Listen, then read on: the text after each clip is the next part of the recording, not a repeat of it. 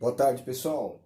Dando continuidade aí, então, né, com a parte de eletromagnetismo e magnetismo concomitantemente, nós vamos estudar hoje um componente, né, que é largamente utilizado na eletrônica, também na elétrica, né, e na parte de transmissão de sinais, que é o indutor. Eu vou pedir para vocês abrirem aí a apostila de vocês na página 191, tá? Que vai tratar sobre os indutores. Então ele diz na introdução, né, deste capítulo o seguinte: iniciado o estudo, neste capítulo é iniciado o estudo de um novo componente, no caso aí o indutor. Seu campo de aplicação se estende desde os filtros para caixas acústicas até circuitos industriais, passando pela transmissão de sinais de rádio e televisão. O capítulo falará dos indutores, dos fenômenos ligados ao magnetismo que ocorrem no indutor e de seu comportamento em CA. Na realidade, essa parte nós vamos tratar no segundo momento, tá? Primeiro nós vamos analisar o comportamento desse componente em corrente contínua. Para ter sucesso no desenvolvimento desses conteúdos, é necessário ter conhecimentos anteriores sobre magnetismo e eletromagnetismo, que é o que vínhamos tratando, né, por esses últimos dias aí, tá bom? Então, para falar de indutores, pessoal, nós temos que entender, né, como que o campo interage com os materiais ferrosos, nós vimos lá em magnetismo, e como que a corrente elétrica influencia no campo magnético, que nós vimos lá em eletromagnetismo, assim como também a bobina, né? Quanto maior o número de espiras, eu tenho então um maior campo no interior da bobina. Essa imagem que vocês estão vendo aqui, tá? Trata justamente da questão da indução, que vocês têm aí na página 191. Ou seja, quando eu tenho, né, um condutor cortando, né, linhas do fluxo magnético, né, com uma certa variação, eu vou ter, tá, nas extremidades desse condutor uma tensão induzida, tá, que é o produto, no caso, né, dessa movimentação dentro das linhas de fluxo magnético. Aí na página 191 ele diz o seguinte: indução. O princípio da geração de energia elétrica baseia-se no fato de que toda vez que um condutor se movimenta no interior de um campo magnético, é gerada, no caso, uma tensão induzida, tudo bem? Neste condutor, ou seja, é induzida neste condutor uma diferença de potencial. Eu acabei, né, colocando essa imagem aí, né, para dar um zoom, uma ampliação no que efetivamente está acontecendo nessa figura da página 191, que é essa que vocês têm aí, né, onde eu tenho também um condutor, né, nas extremidades desse condutor eu tenho um voltímetro, indicando, né, que tem uma tensão induzida com essa movimentação que está tendo dentro do campo, tá? Essa figura que eu coloquei aqui, ela é a mesma coisa, só que, né, dando um zoom maior aí na imagem, você tem que, conforme esse condutor, mexendo ele aqui, ele cortando, né, as linhas do fluxo magnético, eu vou ter então uma tensão induzida nas extremidades desse condutor. Essa é uma das leis de Michael Faraday, tá, pessoal? Que diz assim: um condutor elétrico é sujeito a um campo magnético variável. Quando um condutor elétrico é sujeito a um campo magnético variável, uma tensão induzida tem origem nesse condutor. Nesse caso, né, pela figura aí, tanto essa que vocês têm na página 191, que é essa daqui, né? Assim como também essa, nós temos um condutor que está aí, né, sujeito a um campo magnético, e nós estamos variando a posição desse condutor dentro desse campo magnético. Logo eu vou ter então uma tensão induzida, tá, nesse condutor. Ainda aí na página 192, na observação ele diz o seguinte: para ter um campo magnético variável no condutor, pode-se manter o campo magnético estacionário e movimentar o condutor perpendicularmente ao campo, ou manter o condutor estacionário e movimentar o campo magnético. Nesse caso aqui, né, o campo, né, que está sendo gerado aqui pelos polos, pela interação que existe, né, entre o polo norte e o polo sul, né, desse ímã, ele está estacionário, só que o condutor que está sendo movimentado no interior desse campo, tendo então a tensão induzida ali, como nós podemos ver. Tudo bem, pessoal? Ainda aí, no que tange a questão da intensidade, da amplitude, né, dessa tensão induzida, tá? Ele diz o seguinte aí na apostila, na página 192. A magnitude da tensão induzida é diretamente proporcional à intensidade do fluxo magnético e à velocidade de sua variação. Isso significa que quanto mais intenso for o campo, maior será a tensão induzida, e quanto mais rápida for a variação do campo, maior será a tensão induzida também de igual forma.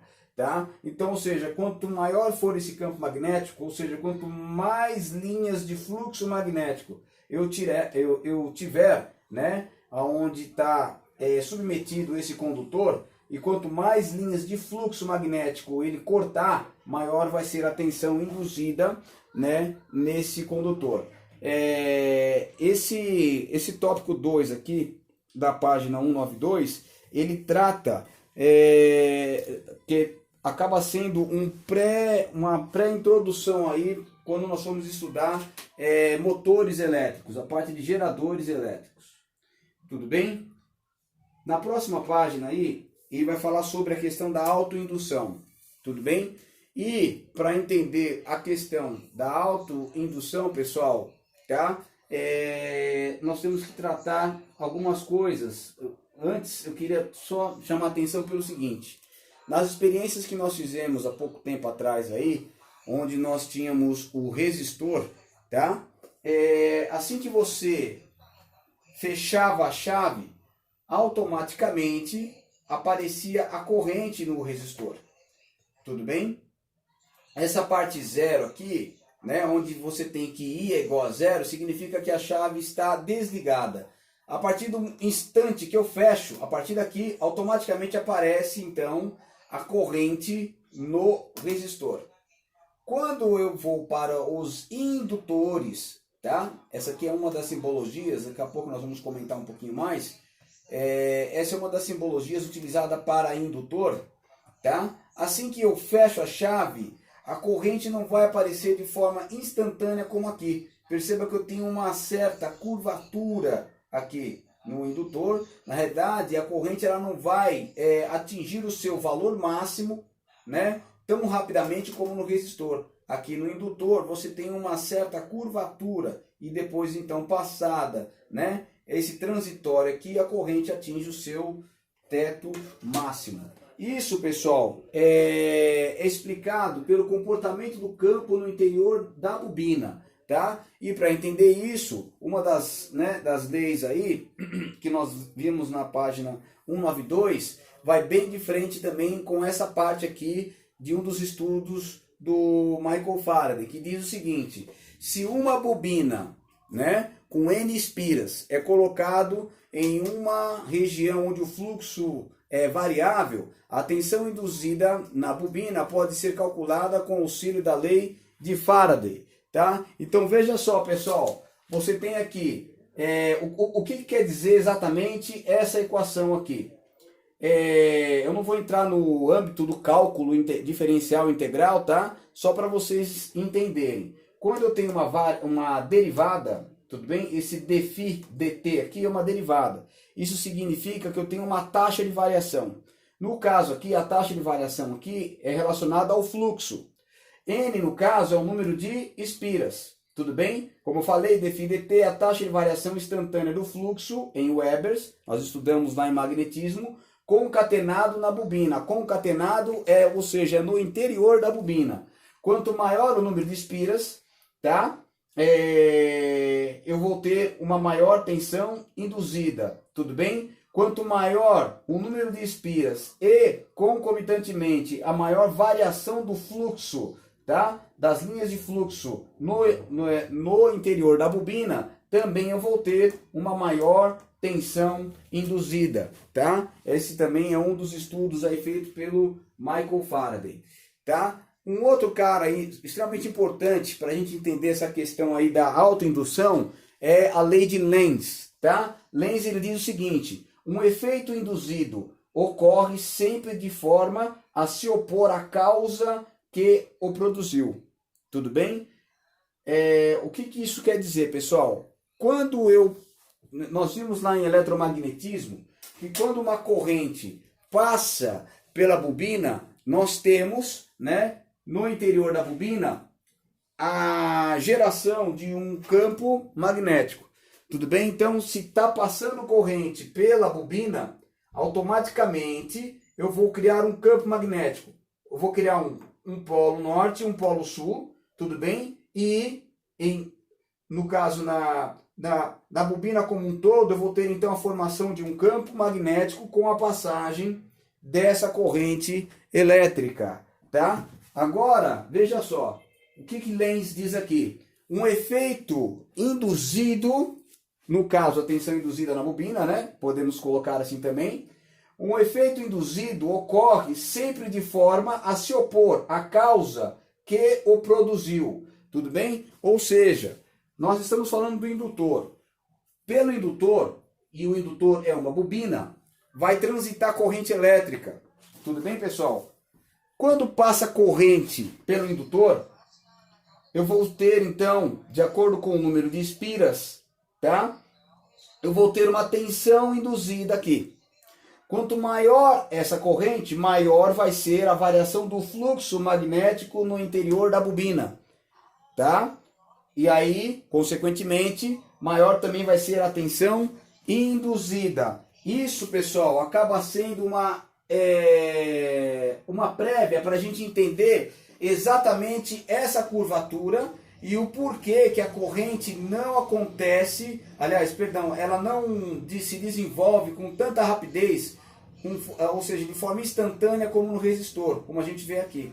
Tudo bem? No indutor sempre vai ter um atraso, ela sempre vai demorar até atingir a sua intensidade máxima. Tudo bem? Justamente por conta desse comportamento interno que tem no interior da bobina. Aí na página 192, onde você também tem essas figuras aí, ele diz o seguinte: o fenômeno da indução faz com que o comportamento das bobinas seja diferente do comportamento dos resistores em corrente contínua. Em um circuito formado por uma fonte de corrente contínua, um resistor e uma chave, a corrente atinge seu valor máximo instantaneamente. No caso, quando eu tiver um resistor e uma fonte. Tudo bem? Ao passo que, aí na página 193, se nesse mesmo circuito o resistor for substituído por uma bobina, o comportamento será diferente. A corrente atinge o valor máximo algum tempo após a ligação do interruptor. E isso acontece, pessoal, por conta, tá, do fenômeno da autoindução. Já está dando aqui praticamente 13 minutos e 47 segundos. Eu vou encerrar essa segunda parte. E na segunda parte a gente entra, tá, entendendo como que o campo magnético cresce no interior da bobina e isso daí reflete, né, vai ser uma oposição à desenvoltura da corrente elétrica. Tudo bem? Um grande abraço, até já.